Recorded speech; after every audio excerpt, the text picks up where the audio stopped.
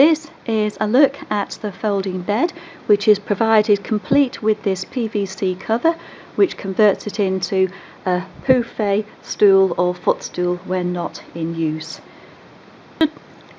I should point out that the bottom of this, the skirt, should end at that level, i.e. carpet level, when normally in use.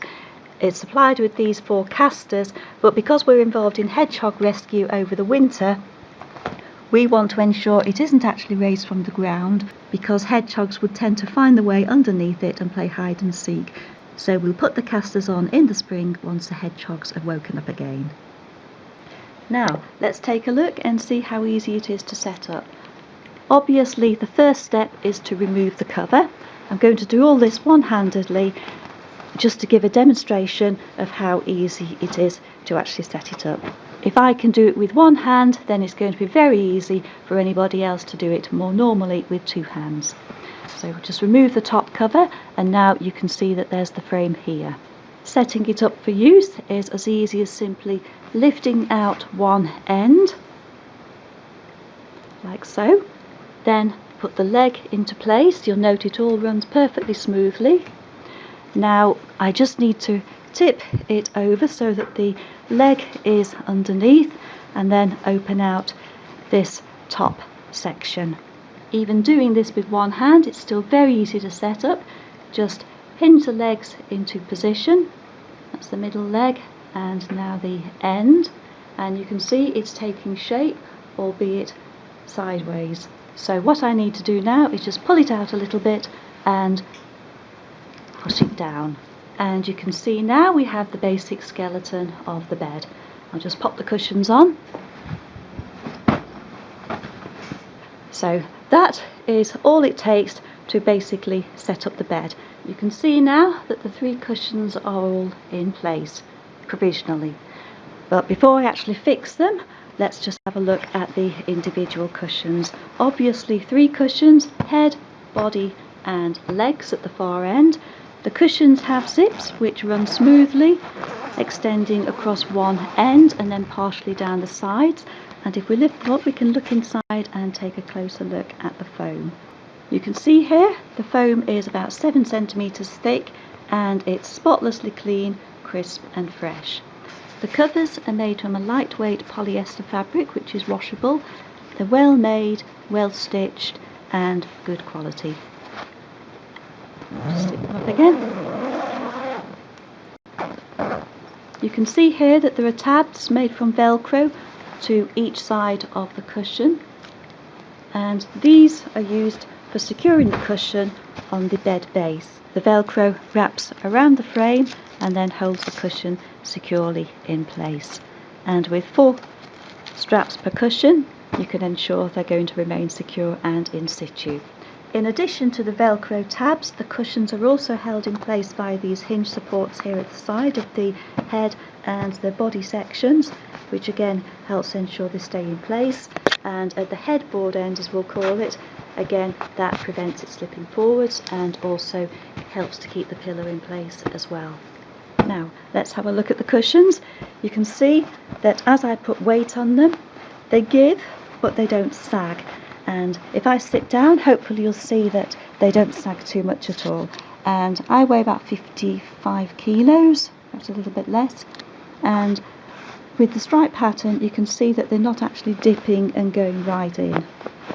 So that's nice and supportive. And if you listen, you can also hear a slight crunch from the foam as I put pressure on it. Again, indicating it's a good, firm and supportive foam.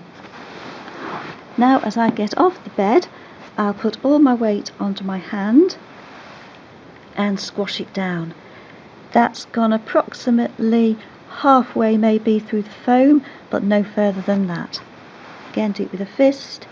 You can see it's good, firm foam, and it doesn't go through down into the bed frame itself. What I particularly like about the bed frame is it has this mesh grid pattern, which is much more supportive than you see on some other beds. Some beds will just have slats going across. The disadvantage of those is they don't support the weight quite as well, and if you're using flimsy foam, for example, and you've got slats running say there and there, the foam can tend to sag in between, which makes it less supportive and also shortens the life of the foam, whereas this supports the weight lengthways and widthwise, making it much more supportive. So very pleased to see that. Now let's have a look at it to see how it performs as a bed in terms of sizing. So if I lie down on it, you can see there's a good width. There's space for my hand at the side, and again space for the other hand at the other side and the other arm. So there's quite a good width.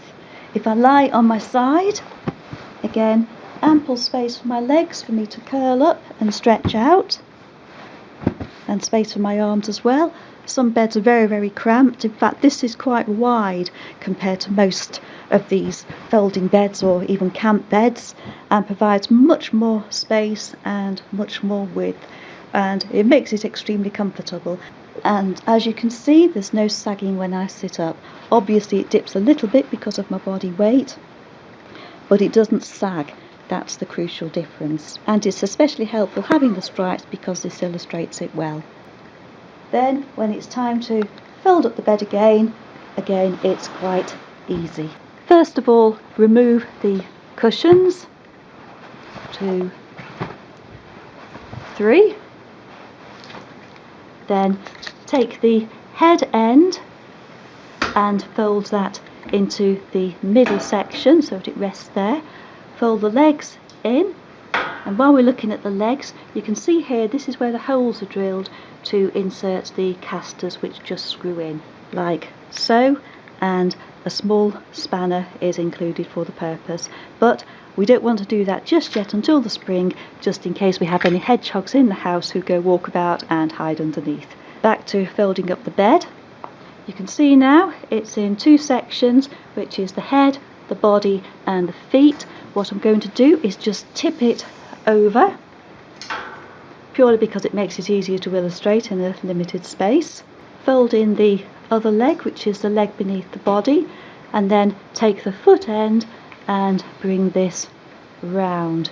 So what you've got here now effectively is the head end here with the headboard, the 2 legs, then curls round into the body section and then the feet, and the storing, the cushions fit in here. To get them in, you will need to reopen the framing slightly and then push them into place like that, and the same again with the second cushion. Just push the corner under the hinged area, then bring it all back together again like that, tip it over,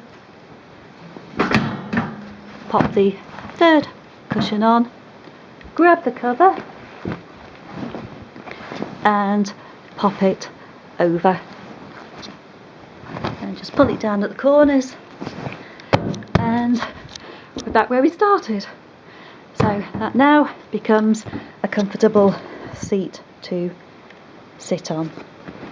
Quite a large roomy seat, ample space to sit cross-legged on it and just sprawl out, or you can sit and slouch and lean against it.